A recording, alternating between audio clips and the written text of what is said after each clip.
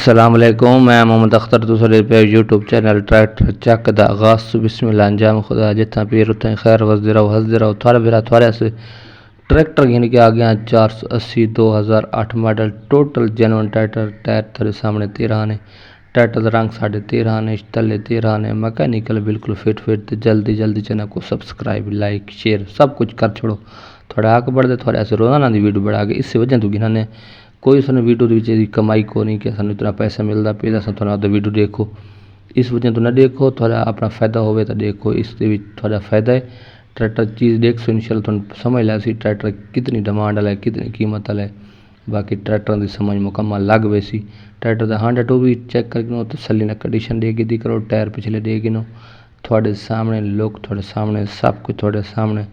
बाकी तुम देते पे कंडीशन थोड़े सामने ये देख गिनो तले का रंग बेहतरीन पक्का रंग है 13 ने रंग गिद्दी कल है। बाकी टायर थोक नज़र आ गए टायर भी चंगे ने बेहतरीन टायर गिद्दी कल है मैकेनिकल भी चंगा है हिस्से गियर हिस्से का बिल्कुल ओके थे।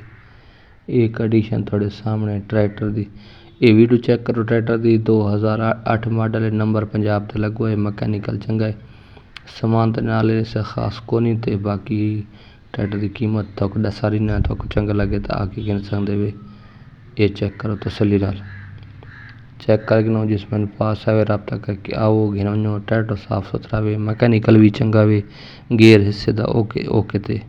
ये कंडीशन थोड़े सामने वीडियो मुकम्मल 100 कंडीशन अच्छी है ट्रैक्टर दी मुकम्मल 180 मज़ा कंडीशन बिल्कुल साफ सुथरा ट्रैक्टर। अगले रैम चेक करके नो ते बाकी कंडीशन थोड़े सामने आती पी है पिछले रैम चेक करो शो चेक करो टायर चेक करो।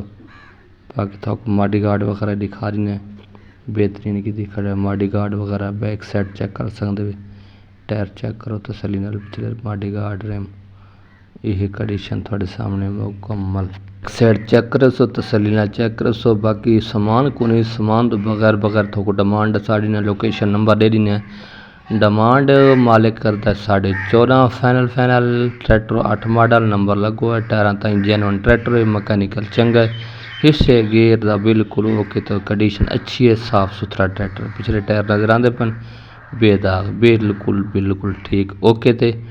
बाकी लोकेशन थानू पता है इसके साड़ा इलाका ज़िला बखर इलाका नवा जेंडा वाला उस इर्द गिर्द नज़दीक खलन।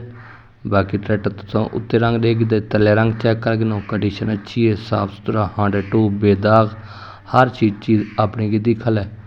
ये ट्रैक्टर देख लो कंडीशन मुकम्मल लुक चेक करके सो कंडीशन अच्छी है साफ सुथरा। बाकी ट्रैक्टर तसली ना लेगी तो चीज़ तसली ना देख सो तो मज़ा आसी। बाकी कीमत थोक दसा दी थी 14.5 फाइनल मौके दी बई मौके ते हो सकता है। बाकी ट्रैक्टर तो कंडीशन अच्छी है ये ट्रैक्टर साफ सुथरा फार सेल है जिस भाई चाहिए हो नंबर दे देना नंबर पर रब्ता करे सो आवे सो घिनवे सो चंगा लगे तो बिल्कुल आवना इस नंबर पर रब्ता करना आवना अल्लाह।